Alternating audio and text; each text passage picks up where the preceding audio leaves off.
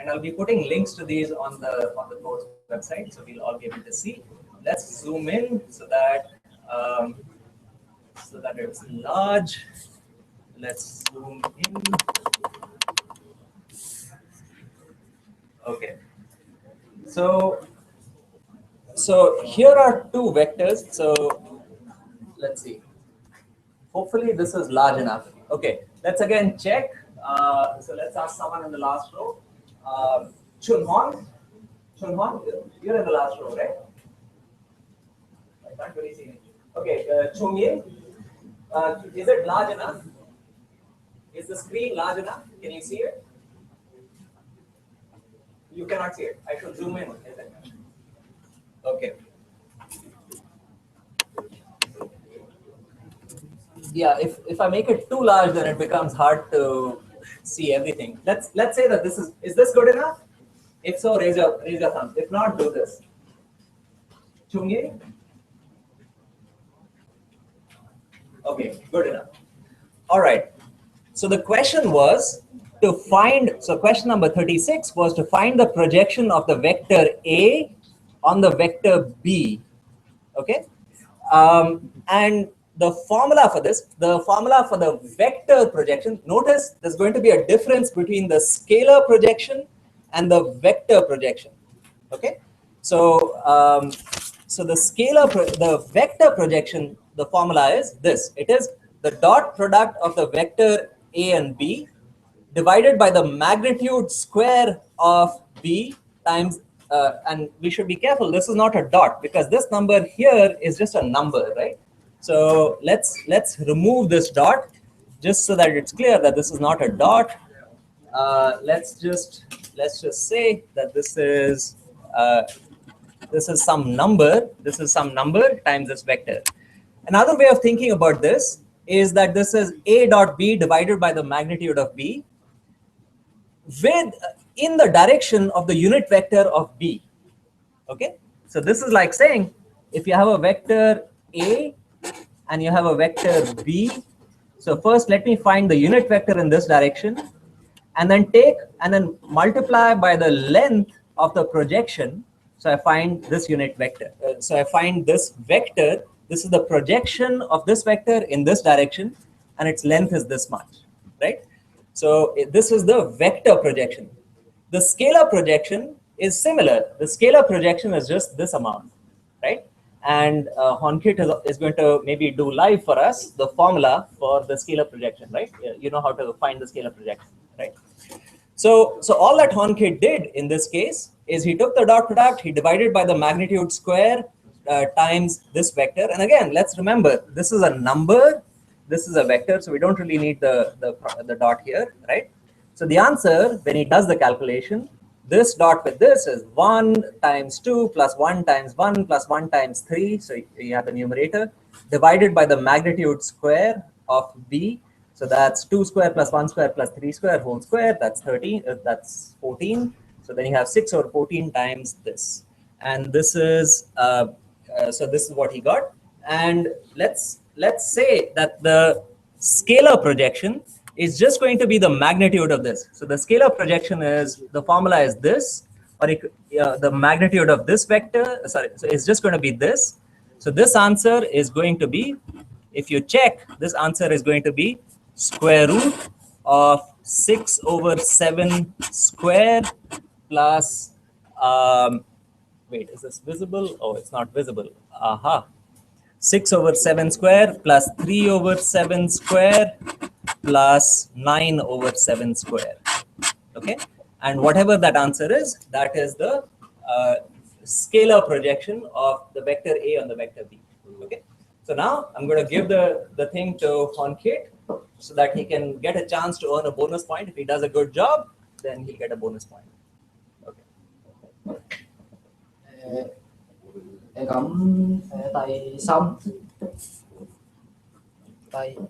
第36條就係想揾嗰個 projection of A 喺個B 嗰個方向啦。咁首先就跟翻嗰條式啦，咁就用呢條式咁再代翻啲數字啦。咁樣其實照計咧，咁就會計到個答案啊。咁如果想揾埋嗰個 scalar projection，咁就用翻再用翻呢條式，咁就可以揾到嗰個 magnitude 啦。咁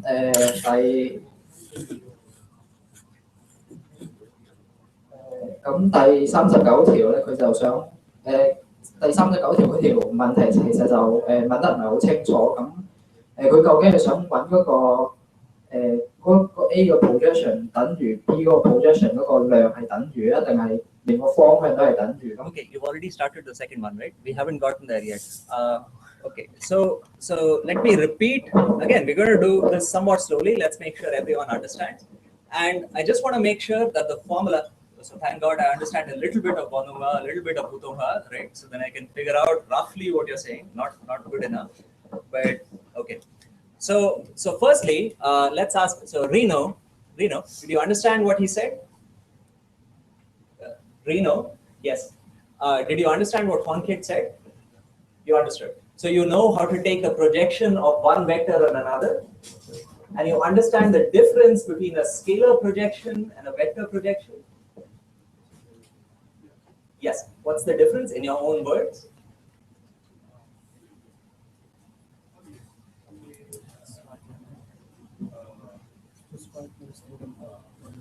So the scalar projection would be just this.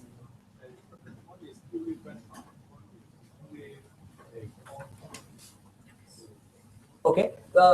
So Reno is saying he's doing a good job trying. So one is saying only a constant. Which is only a constant? The scalar or the vector projection? Scalar projection. Good. And the formula is this: A dot B divided by the magnitude of B. Right. The vector projection is that thing multiplied by a unit vector. Which unit vector? The one onto which you're projecting. Right. So when you say projection of A on B, then you're projecting onto B. So therefore, unit vector for B.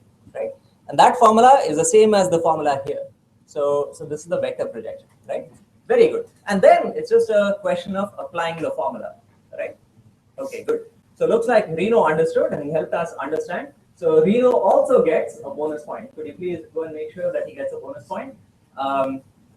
Okay. So this is how we're going to do it, right? We'll make sure that each basic concept is explained by an example. And now we're going to try to do question number 39. So again, I'll first explain what Honkit did, and we'll talk about how he did it. In fact, in this case, he did the vector projection. He said two vectors will have the same projection. So, sorry, what is the question saying? The question was saying, when will it be the case that the projection of the vector A on the vector B is the same as the projection of the vector B on the vector A, right? And the question, if you think about it, is a little bit unclear. It doesn't specify whether it's a vector projection or the scalar projection. So Honkit, in his attempt, did basically this. He said, look, what's the formula for these things? So the formula for the projection of A on B is this. The formula for the projection of B on A is this. These two are equal so suppose I can cancel A dot B. So suppose I can cancel this from both sides. Then I'll be left with magnitude of so vector B by the magnitude of B square is magnitude of A by the vector A by magnitude of A square. So this is basically like saying that the vector B. So first of all, if these two vectors are equal, if the two vectors are equal, they have to be pointing in the same direction, right? And further, B divided by the square of the magnitude of B is basically like saying, so he's gotten the calculation slightly messy. Like what he's done over here is a little bit suspicious. He's taken vector B divided by the vector B dot with this, and he's cancelled those. You can't do that. You can't cancel vectors. You cannot cancel a vector from a vector, right?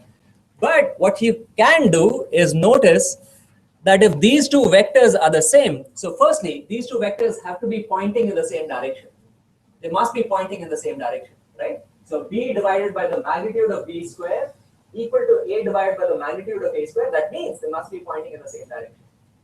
Also, their magnitudes. What can you say about their magnitudes? Well, if I take the magnitude of this, vector, Honkit B divided by the magnitude of B square, what would its magnitude be? 1 over B square, the magnitude of B. Well, I claim it would be 1 over the magnitude of just B, just this, right? Because the numerator, if I take the magnitude, the numerator would have the magnitude of B. The denominator already has a magnitude of B squared, so one of them cancels out, right? And this one would have the magnitude 1 over the magnitude of A, right? So this would say that the magnitude of A has to be equal to the magnitude of B, right? So this is a little bit suspicious. This does not imply this, right? This does not imply this, but the basic argument is the same. That the left-hand side equal to the right-hand side means that these two vectors have to point in the same direction, and they must have the same magnitude, or at least the equations tell us that they must have the same inverse magnitude, right? So in this way of thinking, basically this is saying the only way this can happen is if these two vectors are the same, because they have the same magnitude, they have the same direction, right? Except, and he was very clever, he noticed this, except if A is perpendicular to B. So Honkit wrote this, he very cleverly noticed, look, another way that the left-hand side could be equal to the right-hand side is if A is perpendicular to B, because in that case, Jin, what would happen? If A is perpendicular to B, then the dot product is 0, therefore left-hand side is 0 and the right-hand side is 0, right? So therefore, he was covering all bases. So the vector projections are the same if they're perpendicular, or if they're the same, if they're exactly the same, they point in the same direction, have the same magnitude, right? Okay, so what I'd like you to do is to explain, you know what, this is really kind of hard to see. So let's keep track of making sure they see what we see, okay? So explain Gonova, what we do. Make sure you point out the mistake as well. Make sure you point out the fact that you can't cancel a vector, but you can keep track of the magnitude. You can take the magnitude of both vectors, right? So the vector and the direction, the magnitude and the direction have to be the same, then the vectors are the same. And then we'll do the final one, the scalar projection. 39條咧，我呢度個方法就係個 theta 用個 theta theta 嚟計首先就左手邊嗰個就係個 A 嗰個 projection 喺個B 嗰個 direction 啦，另外嗰邊就係個 B 嘅 projection 喺個A 嘅 direction 嗰度。A dot B 同 B dot A 其實係一樣，咁就可以約咗佢啦。之後咁我哋知道個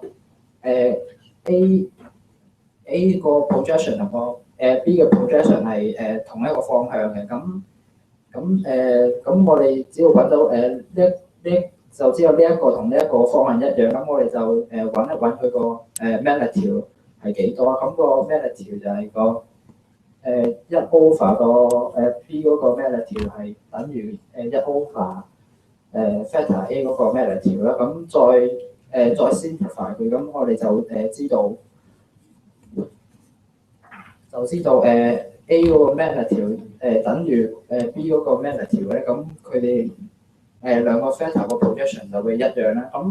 但係同一時間除咗呢一個A 個 magnitude 係等於 B 之外咧，咁如果當佢兩邊都係零，咁其實佢哋同樣個 projection 都會一樣啦。咁幾時佢哋會兩個會嗰個 projection 會係零咧？咁就係當 A 同埋 B 係perpendicular嗰陣啦。咁佢哋兩個嗰個 projection 都係同時等於零啦。I think that was very good. Even I understood, even though I don't understand Gonova. But let's check. Dennis, raise your hand, Dennis. You're sitting next to Chungin, right? Okay, good. So Dennis, Menga, you understood? Okay. So what were the two conditions that he said for what are the two possibilities that could happen for the vector projections to be the same? Perpendicular or the same, and you understood why either of these could happen, right? Okay, very good. So he seems to have done a good job. To finally earn his bonus point, he has to work very hard, poor guy, to earn his bonus point. So to earn his bonus point, the final thing was, well, what if the question was, when are the two scalar projections the same? And here he's just using this formulas again. He's saying A dot B is over magnitude of B. This is the scalar projection of A on B, equal to B dot A over magnitude of A. This is the scalar projection of B on A. These two will be the same as long as the magnitude of B is equal to the magnitude of A, or what is the other possibility? Or just like you did in the previous thing, if A dot B is equal to 0, right? Because then the both sides will be 0, right? So that's simple enough, and it should be easy enough to explain, right? 呢一度就用個 scalar projection 去計咧，咁都係會計到同一樣嘢嘅。咁首先我哋知道A 喺個 B 方向嗰個 projection 咧，個量就係呢一條式啦。咁B 嗰個 projection 喺個 A 方向嗰個量就係右邊呢一個啦。咁同樣地 A dot B 同 B dot A 計出嚟個嘢係一樣，咁所以可以約咗佢啦。咁都係會出到個 theta B 個量等於 theta A 個量。咁如果當呢兩個等於，咁佢哋嗰個projection 都係一樣㗎啦。咁另外如果當 A dot B 或者B dot A 係等於零，咁即係兩邊都係零，咁都係 equal 嘅啦。咁所以佢哋個當 A dot B 係零，咁即係佢哋兩個係 perpendicular，咁佢哋嗰兩個 projection 都係一樣嘅。Okay. I think that was a pretty good job explaining. So here's what we're going to do. We're going to use Google to give him some applause. Yay! Yay! And let's clap for him ourselves, yeah? All right, good job. So he definitely gets a bonus point, right? He definitely earned a bonus point. Can you guys make sure you take his information so he gets a bonus point? All right. Okay, so at this point, we've I'm going to say that we're finished with 9.1 and 9.2. So at this point, I'm going to say that in principle, you know about vector basics, how to add them, how to do scalar multiplication, all of those things. That's what I'm going to say. Whether it's true or not, well, you'll be following up with the tutors, you'll have various exercises with them, there'll be exams, there'll be the midterm and the final. But at least in terms of class time, we're done with them. Okay. Feel free to make appointments with us if you have problems with these things. But this is how it is. So now for the first half of today's class, the goal is to look at vector cross products. And here are the things that you should have learned, and I'll show you in conjunction with the textbook. So let's go over here. Let's zoom back. So it's a little bit easier to show you what's going on. Okay. So the first half of today's class is vector cross product. And you will have seen these things. Almost all of you will have seen this before in your physics class. That's why I also don't feel too bad about going a little bit fast, because almost definitely many of you will have seen the cross product in school in some form or the other, right? Just to get a sense of this, who has not seen vector cross product before? Can you please raise your hands? Okay. Now the union of your hand should be everyone, right? So who has seen vector cross product before? Can you please raise your hands? Okay, so mostly I'm seeing a hand raised. So you guys have seen it before. So I'll go a little bit quick. So again, the cross product is defined actually in two different ways, and it needs you to prove. You need to prove that these two ways are the same. The first way says that the cross product between A and B is the magnitude of A times the magnitude of B times the sine of the angle between them in the direction given by the right hand rule. And everyone should raise their right hands. They should, come on, raise your right hands. Raise your right hands. Good. Vector A cross vector B, and that is the direction that it's going in, right? Good. So that's the way you do the vector cross product. That's the geometric way of looking at it. The algebraic way of looking at it, you use this determinant, use the I, J, K unit vectors, A1, A2, A3, B1, B2, B3, and this is the vector cross product. And you actually need to prove, it needs to be proven that these two definitions are the same. It's not trivial, it's not at all trivial, right? But that's we are not going to prove it. Okay, I mean it takes some effort. It's not very complicated, but it takes some effort. But one needs to prove it. Just like in the case of the dot product, there were two definitions. This A1 B1 plus A2 B2 plus A3 B3 is the same as magnitude of A times magnitude of B times the cosine of the angle between them, right? So that requires some proof, which we also did not do. Similarly, over here, this requires some proof. These two formulae are the same, and we're not going to do that. Okay. Then there are some properties, and that's given in theorem 1. So what is theorem 1? Theorem 1 from the textbook is basically, let's see, let's go back here. Oh, this is dot product. Theorem 1 is these properties. So for example, if you multiply the one of the vectors you're taking the cross product with a scalar, then the whole cross product gets multiplied by a scalar, that's the same as that scalar multiplying something else, right? Similarly, it's the distributive, so A cross B plus C is A cross B plus A cross C, A plus B cross C is this, but A cross B is not the same as B cross A. A cross B is the minus of B cross A. And just to see that you guys are awake, let's give someone a chance to earn an easy bonus point. So, Shawan, we have a quick geometric reason.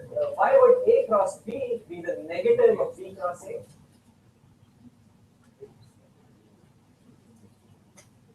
Very good. So Shawan gets a bonus point, right? Just by her hands, she's able to explain to us, look, A cross B, if I do A cross B, the direction would be pointing in this way. If I do B cross A, then the direction would necessarily be pointing in the opposite direction, right? So therefore, they must be negative. Well, it takes one more step. The extra step is, so we know the directions are opposite. We also need to show that the magnitudes are the same. But why are the magnitudes the same, Shawan?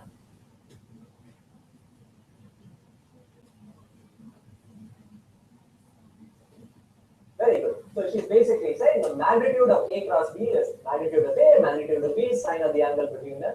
Therefore, the magnitude of B cross A will be the same. It will be the magnitude of B, magnitude of A, sine of the angle between them. That's the same thing, right? So therefore, you get that. So Shawan was able to show us that A cross B is negative of B cross A. Good, you guys are paying attention. That's what happens when you watch the videos. Yeah. Okay. Another thing that is not the case is A cross B cross C is not the same as A cross B cross C. So you have to take care of where the brackets are placed, right? You have to watch out for that. Okay. And where is the vector cross product used? So you guys are doing physics in parallel. You're doing the engineering physics. So you'll be seeing, for example, application in terms of the moment of a force, applications in terms of the velocity of a rotating body, right? You'll be seeing these things. So for example, the velocity of a rotating body is given by the radius vector is given by the angular velocity. Angular velocity is a vector. You think of it as a vector in the direction of the axis of rotation, cross with the radius at which you are, and the cross product of these two gives you the velocity vector, right? So you'll have seen this in your physics classes. That's an example of an application of the cross product. So that's all I'm going to say about that. Finally, the scalar triple product.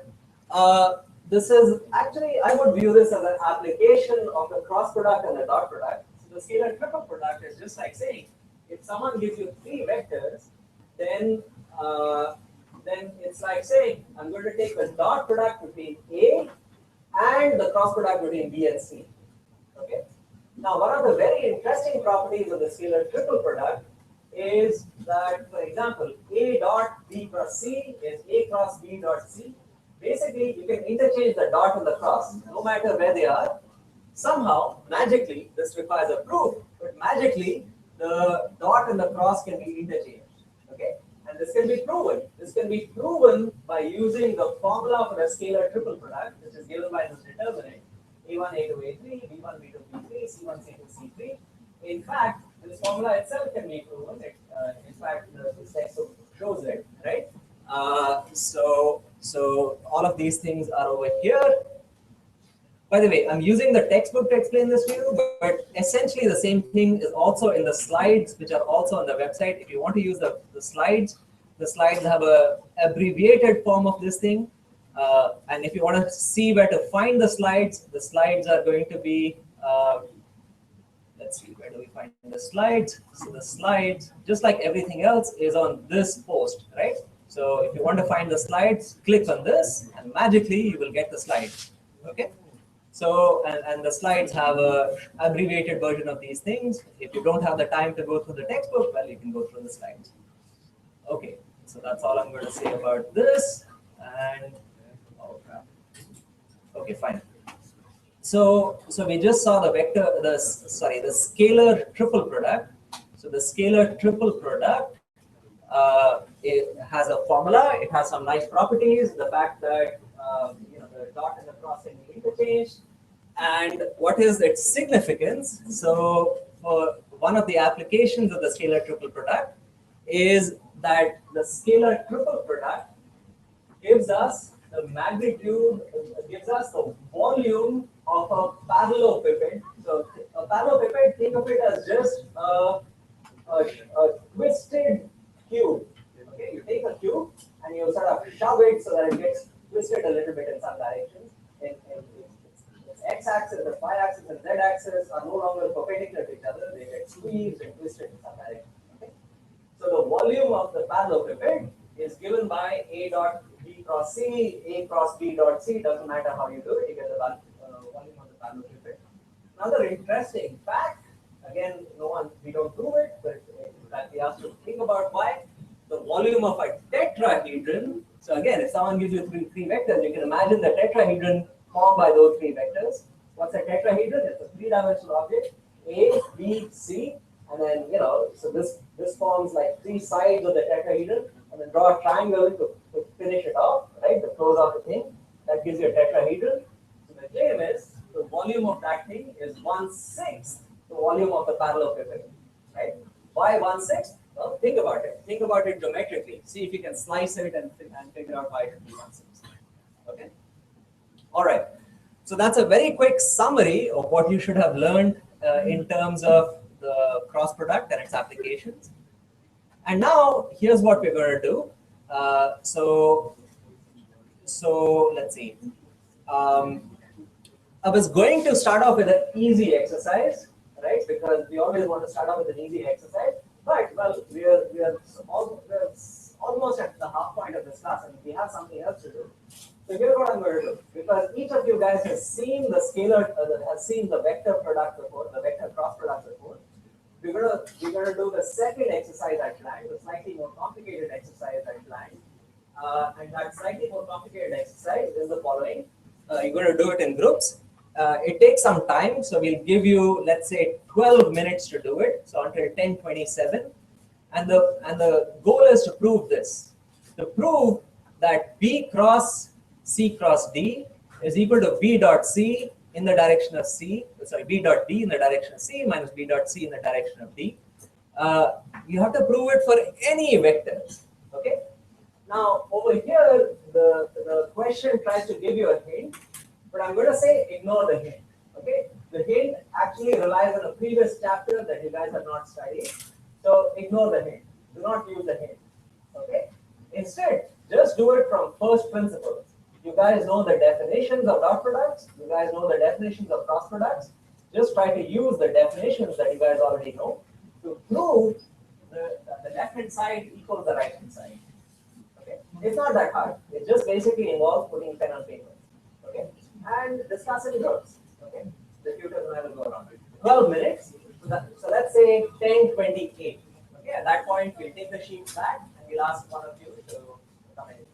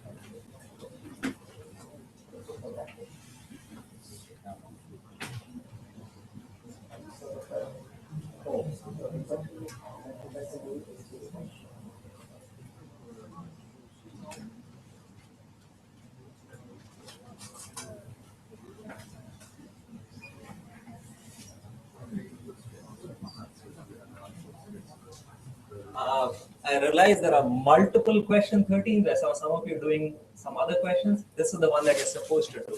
Okay. And neglect the hint. The hint will make it more complicated.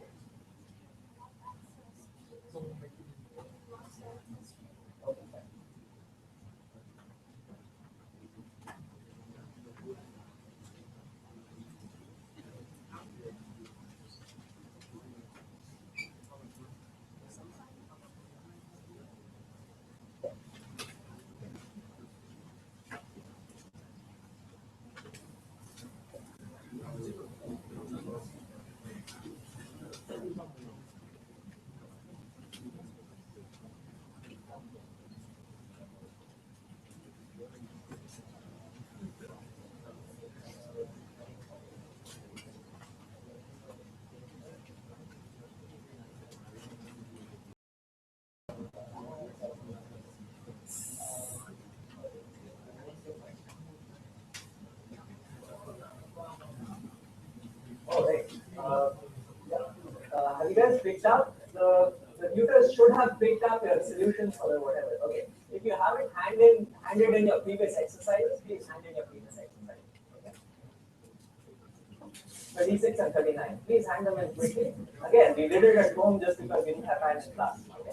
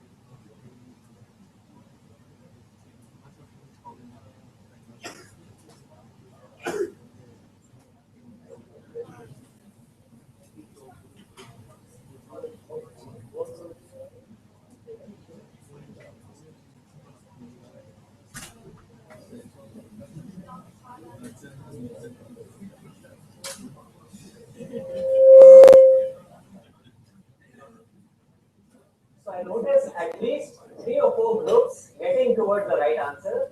I want to give you guys the time to finish it, but we also have to do something else. Okay, we have to do something else.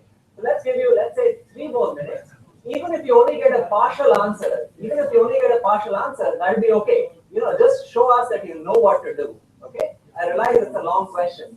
Like one of the comments in the previous class was, I know how to do it, I don't have enough time, right? So that's okay. Let's say you have until 10:30, and then whatever answer you have up to that point, that's okay. And in the meantime, Shawan is going to come and give us her solution, which seems correct.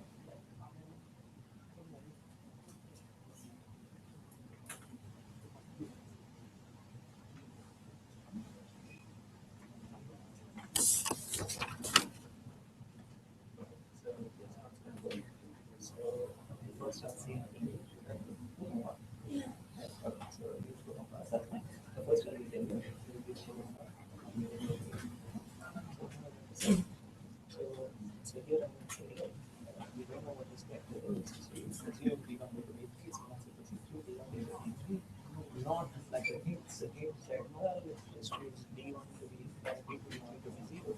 We don't use any, right? We use the general formula. Now at this point, we've chosen to use the determinant formula. Some other people were trying to use the sine cosine formula, which is not wrong, but it's more complicated, much harder to do. Okay? So here we use the determinant formula, which is complicated. I mean, it's messy, but it gives you an answer. Right? So the determinant formula is this formula for C plus D. The formula for B plus C plus D is just this. It's the left hand side, right hand side. It's just this. This dot product times this vector. This dot product times this vector. This is right. So again, the important points. In this we have to use the general form. Right? Sometimes students don't even know how do I write this general form. The general form. The determinant formula, in principle, we have used the sine cosine formula, but that's hard to use. And then you just have to write this.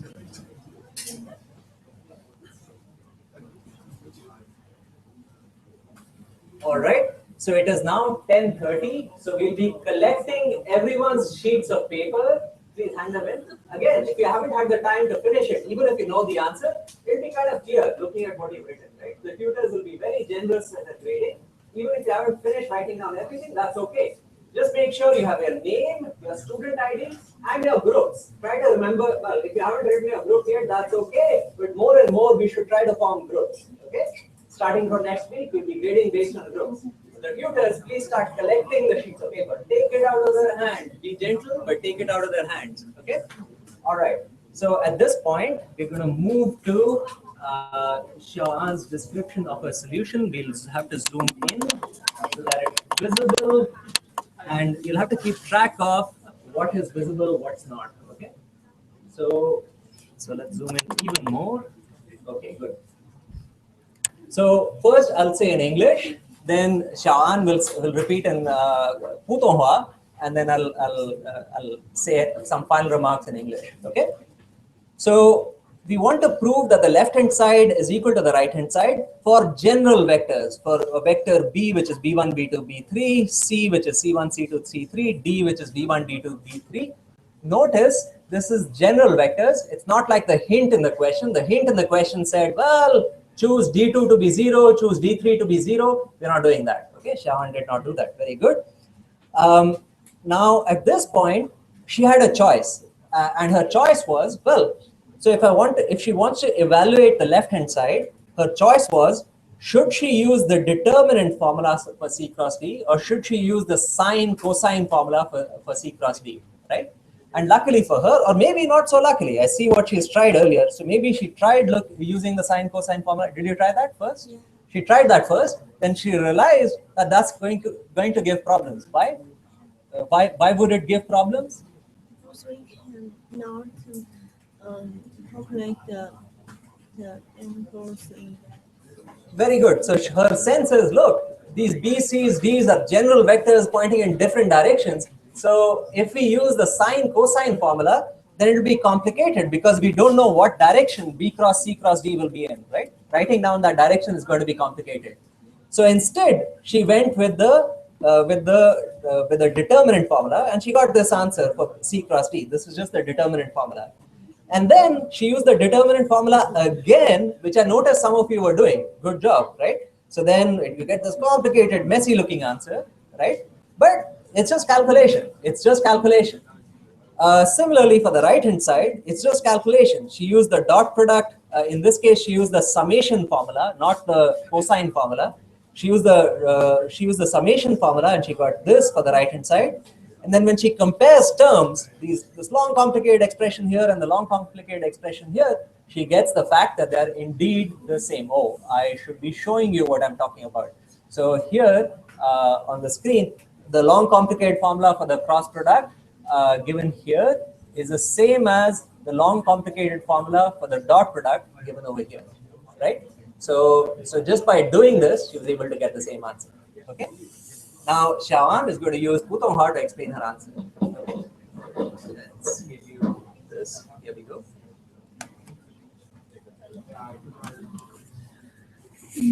So take a look and make sure it's visible. Okay, that's what you're talking about. 就是一开始我是先尝试了用角度来表示这几个向量，但是由于角度关系没有办法确定，所以这个我应该是没有办法得出结论，于是就把它们用这种坐标的形式表示出来。然后接下来就是进行左右分别的计算。左边就是分别的进行差乘的计算，然后右边的是有两步也是点，但是右边的比较简单，就是先点乘后差乘，然后发现当应该是出现一个式子当中应该会出现6个3个字母相乘的结果，但是其中有2个是正好可以约去的，然后就是正好左边跟右边会是相同的结果。Okay. All right. Let's. I think would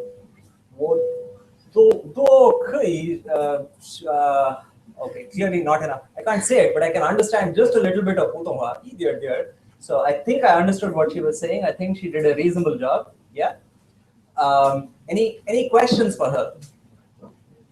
If not, let's say that she is the expert for cross products. She is the class expert on cross products, right? Anyone has questions about cross products? She knows. All right. So let's thank her again.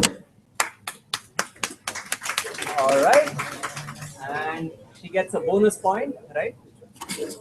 Okay. So in the remaining 40 minutes or so of class, the agenda is to look at section 9.4. So what is section 9.4 about? This is a fun section, okay? This section is about visualizing scalar and vector functions. And first, let's quickly talk about what a scalar function is, what a vector function is.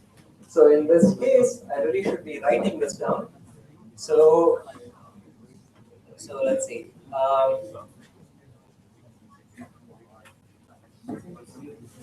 Okay, let's zoom out so you can.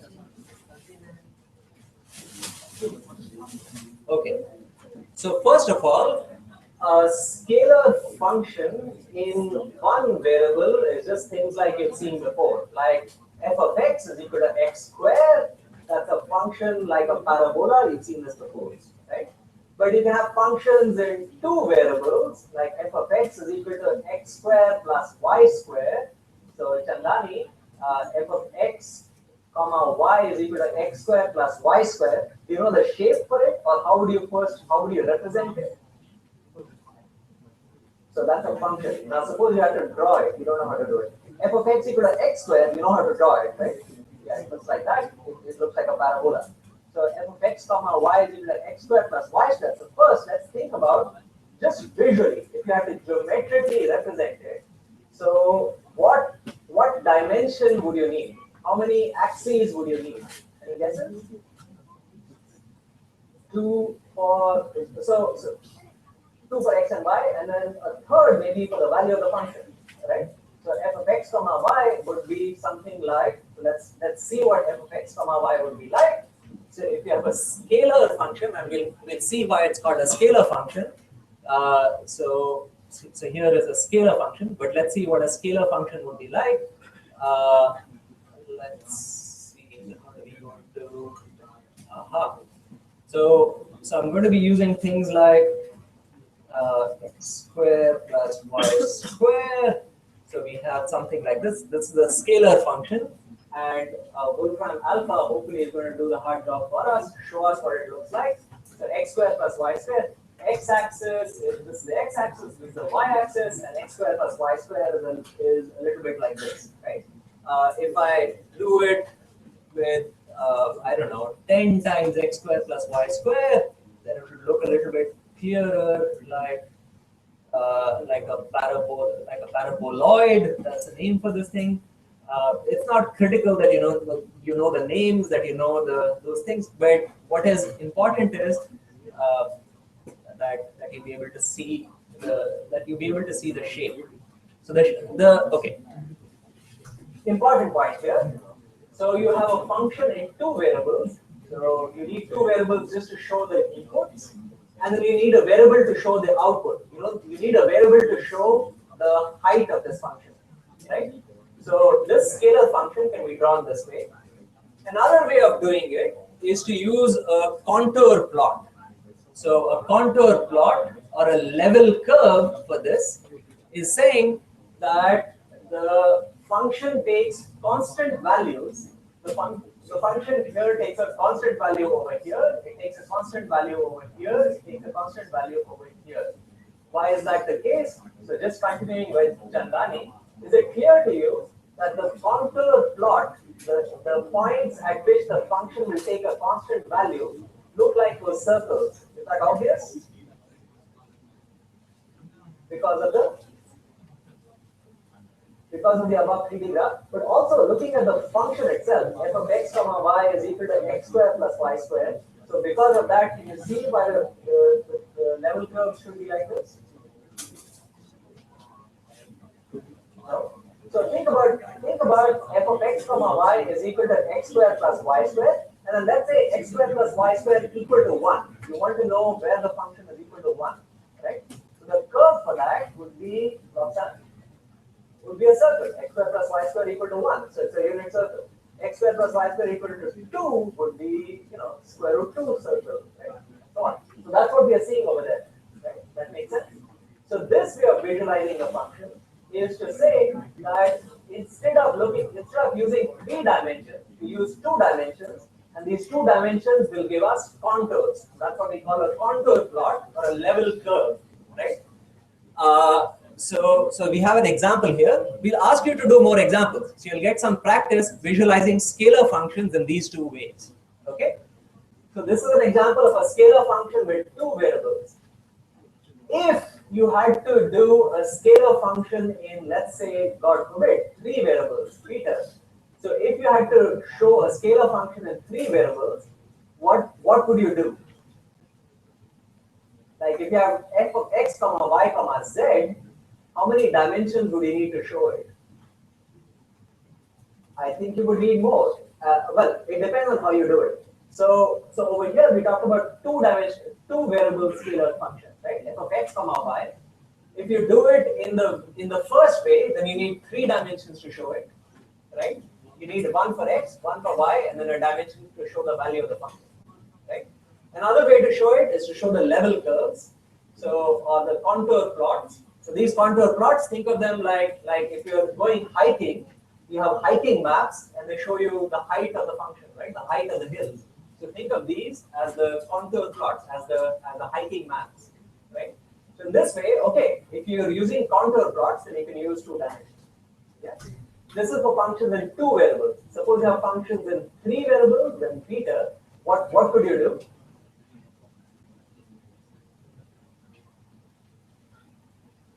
Do you understand the question, Peter? Do you understand the question? Any guesses? Reno looks like he wants to say something. No, don't want to say anything. Okay, Yuching, you want to say something? Sorry, I forgot your name. Yuching? No, what's your name? Yeah. Wato. Oh, okay, I'm sorry. Want to say something, Wato? Anyone? Look, easy bonus point. So functions in 3 variables, how would you represent them? Chris, right? Okay. Any guesses? Have you tried seeing the videos for the class? Good. So you've tried. So some of the videos, actually, these are the optional videos. For the function in 3 variables, these are the optional videos. So it's fair if you don't know the answer, right? But any guesses? If someone gives you a function in 3 variables, which is not unreasonable, right? Sometimes the function depends on many different inputs. So it may depend on 3 inputs. If you wanted to show it to your boss, yeah, the boss is asking, give me the factory output of this plant, right? And it depends on these 3 things. How do you show it to your boss?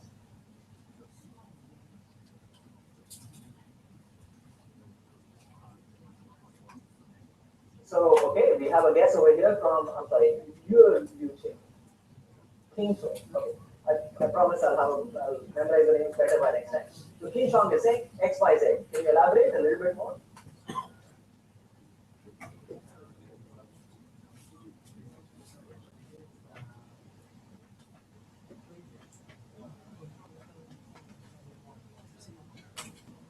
Radius and the center point of a circle. So let's be concrete. Let's say f of x comma y comma z is x square plus y square plus z square.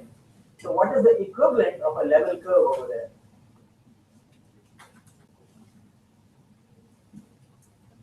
So okay, so over here we have an example. This is given us an example.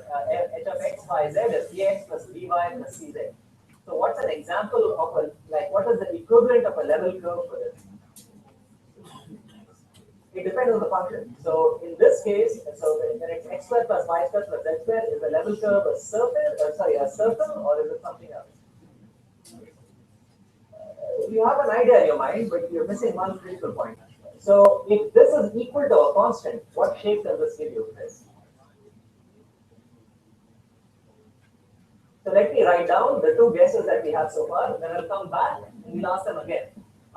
These exercises are going to be important because I've noticed often students have trouble even understanding what is the correct dimension for the problem to look at. Okay. So the two examples we are looking at are the following. The first example is so the function that I asked. One of the functions I asked was f of x, y, z is x square plus y square plus z square. Okay, and one way of doing this is clearly it's not visible. So let us first of all zoom out so these things can be visible. Okay, good.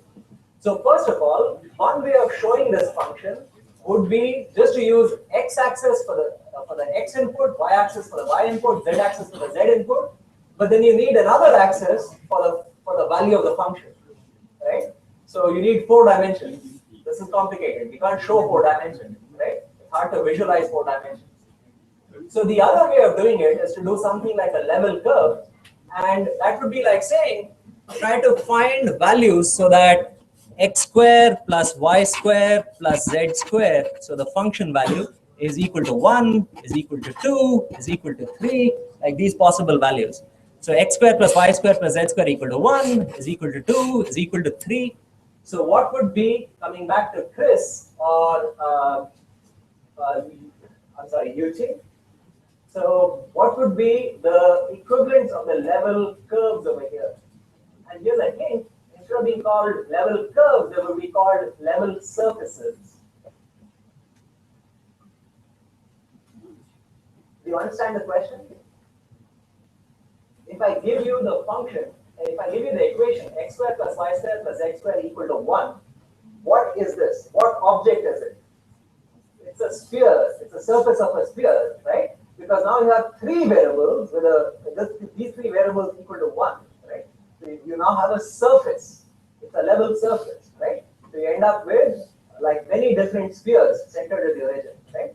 And for your function, Chris, that your function was ax plus by plus cz, right? Now ax plus by plus cz equal to 1. What function? What object would that be?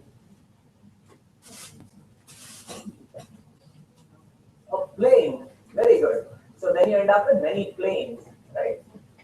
Okay, good.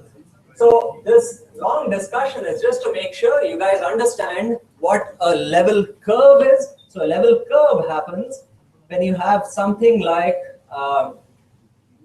when you have something like this. If you have functions in 2 variables, then you can draw level curves, or you could just draw the function. If you have 3 variables, then well, you can't draw the function. You don't have enough dimensions, but you can draw level surfaces, right? Okay, so these are normal functions, right? But then we can also have vector functions. So normal functions, by normal function that means scalar functions.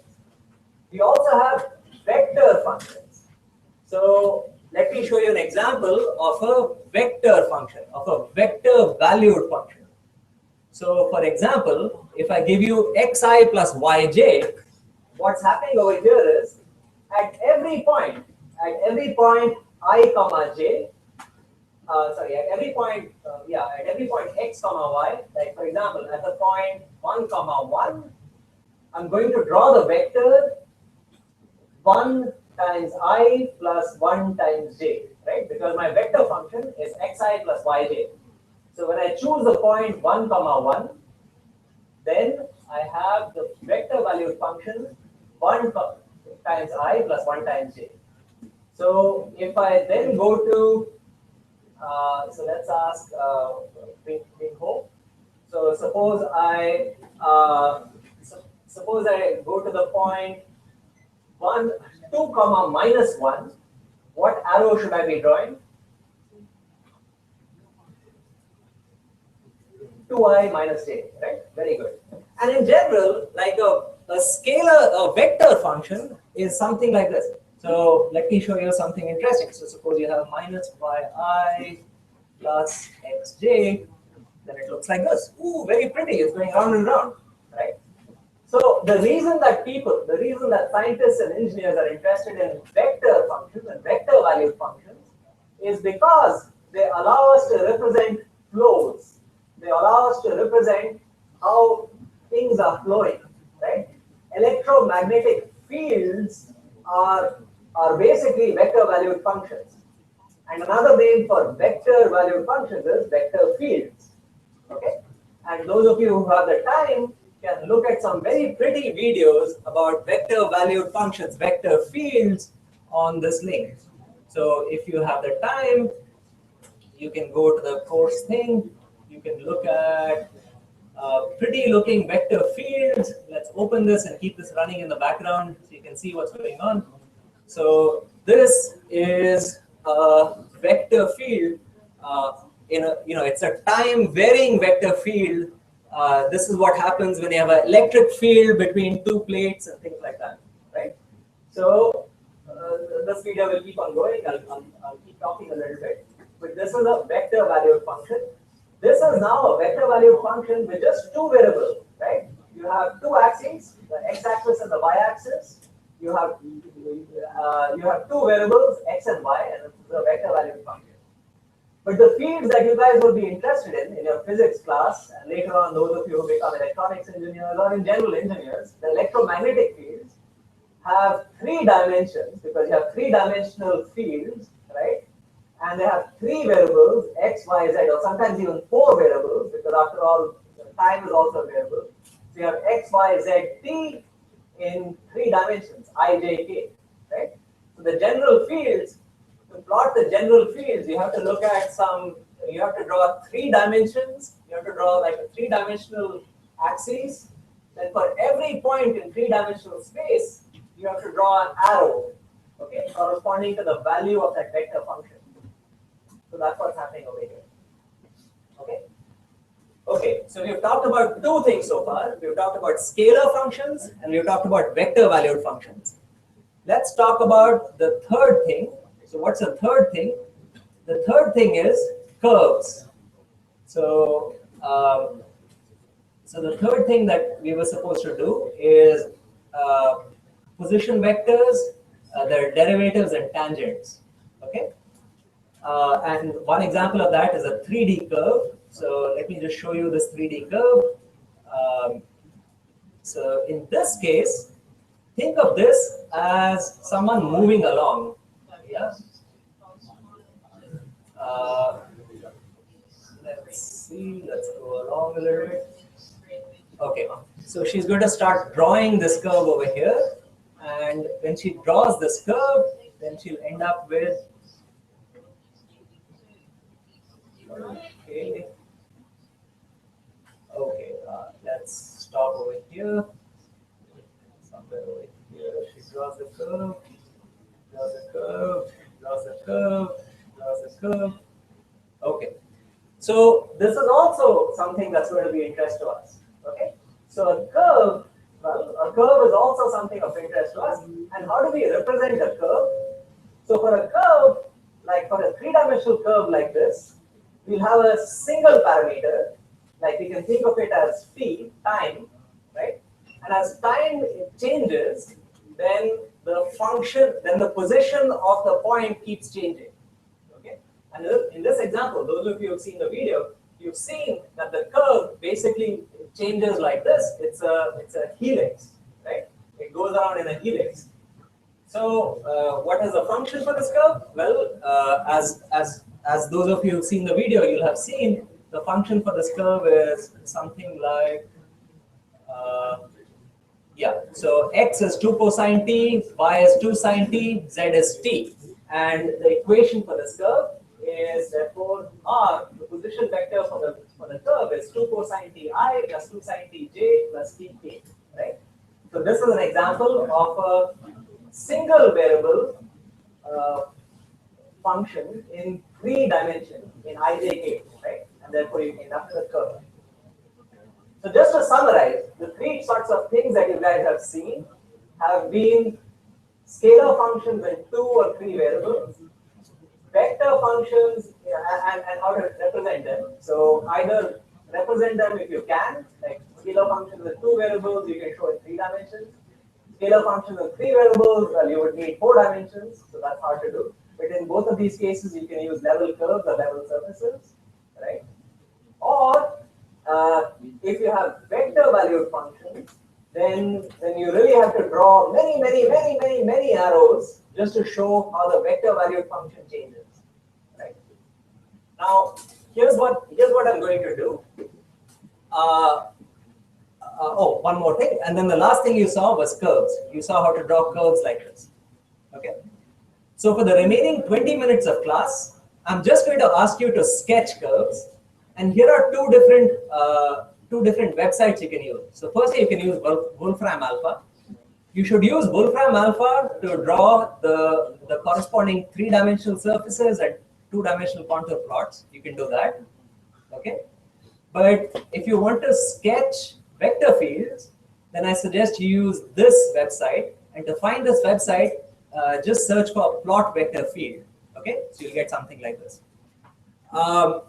And with this website, you can also draw parametric curves. So for example, you can in this case, let's see, vector field, you can also plot parametric curves. So for example, you can plot something like this in 2 dimensions. If you have a single parameter 2-dimensional curve, you can also plot it via this, right? Okay, so the exercises that I'm going to ask you guys to do in the remaining 20 minutes of class, and then we'll pick up the exercises at the end of class, will be the following. So you will have to draw, let's go to,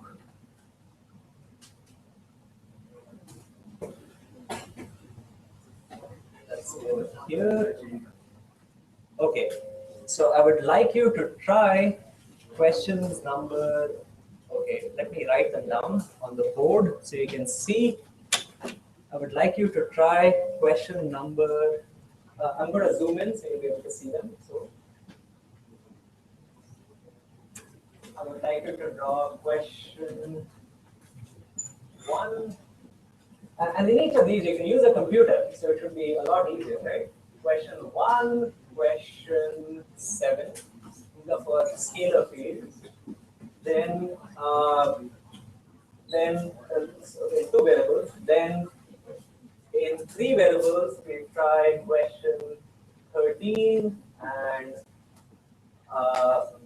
14. Let's say. 14 is a little bit tricky. Look, it looks like it's a function in 2 variables, but you want to think of it as a function in 3 variables. Think about it. Okay. So question 13 and 14. And then finally, vector fields. So vector fields, I want you to try question number, let's say I want you to try question number 16 and 18. So 16 and 18. And if this looks like a lot, keep in mind that you use firstly Wolfram Alpha, secondly that website that I showed you, and to find this website, all you have to do is you have to search for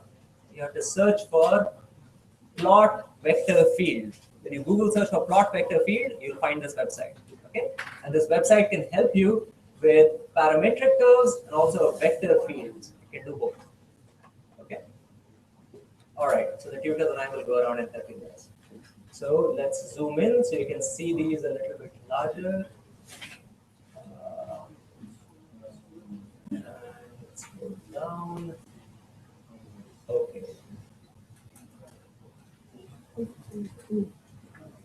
Okay. So these should be.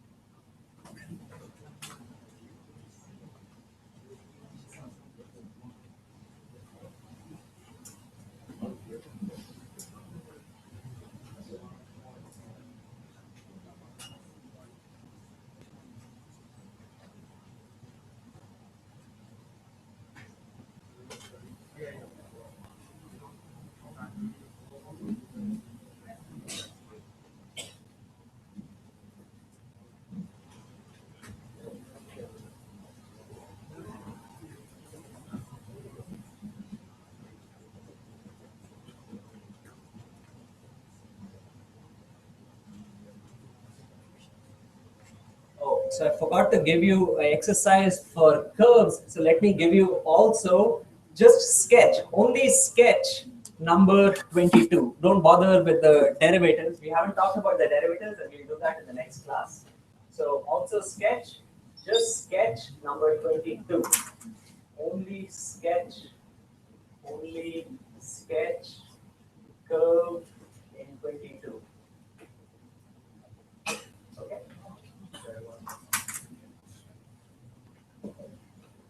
So we expect to see lots of curves on your sheet.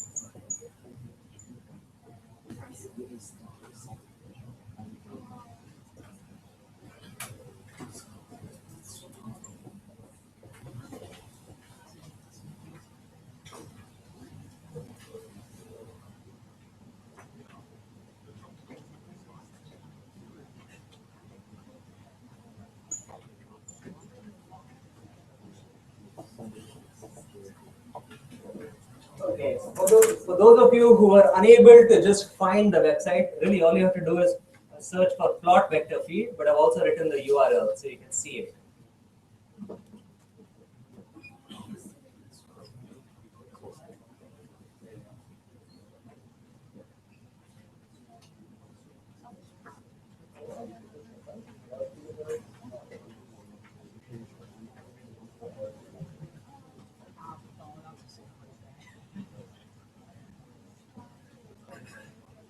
And we're just looking for sketches. Like there's lots of questions, so if you spend a lot of time on one question, then you may not be able to do everything. You're only looking for rough sketches. Okay.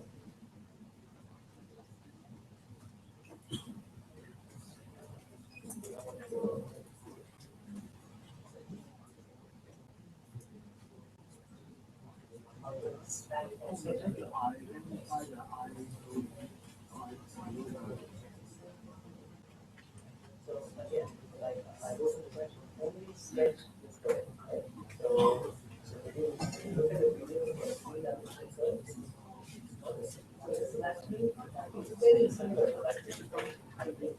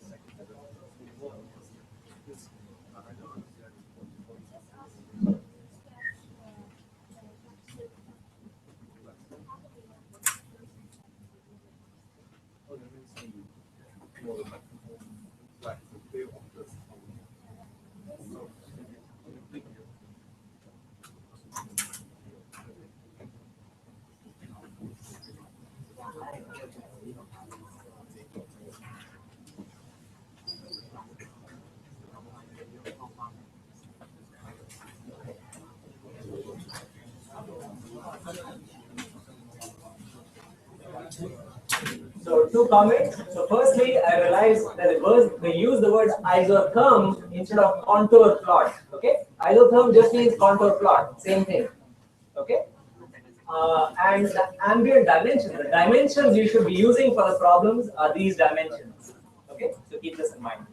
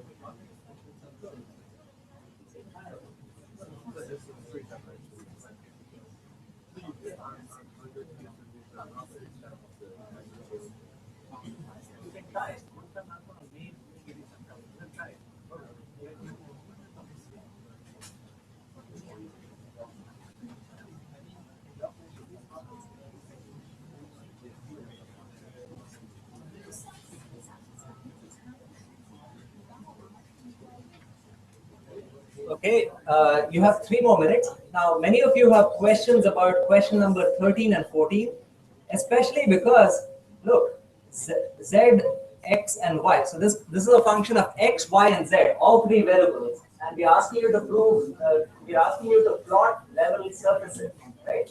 So when you try inputting in Wolfram alpha, when you go to Wolfram alpha and you try typing in, Z. So, for example, suppose you try typing in f of x, y, z is equal to x plus y plus z. It doesn't do anything. It doesn't give you a curve, and you're like, what should I do? Then you just try something like this, and it still doesn't give you anything. It's still just writes down x plus y plus z. But remember, how are you supposed to do it? You're supposed to choose values for this function, right? When x plus y plus z is equal to 0, then the function will have a specific value. That will be one surface. And it will be in this case, it will be a plane. It should show you the plane like this. It's showing you a plane like this. When you choose the value equal to 1, then there'll be a different plane. It will be a shifted plane, right? So the way to solve this question is basically just to use Wolfram alpha, choose the function that you want, and give different values to that function. See the surface that you get, right? That's how you find level surfaces. You choose different values for the surface and find the level surfaces. Okay. Now remember, 2 minutes. 2 minutes. Okay. Just try doing whatever you can in the 2 minutes. We'll be lenient in the marks. Again, they don't really matter this week. We'll try.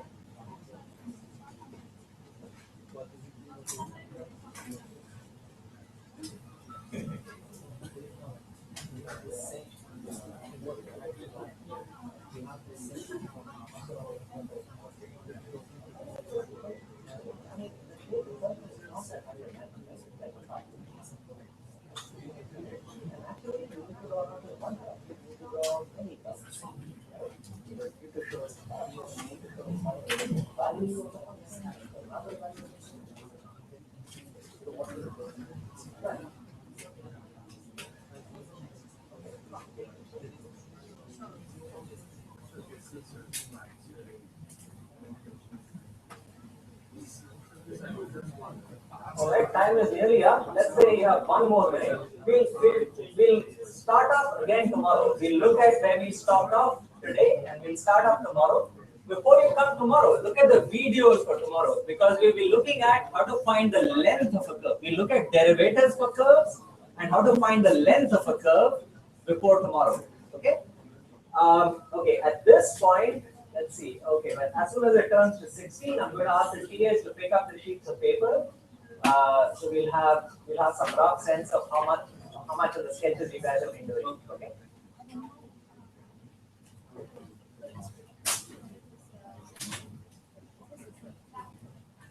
By the way,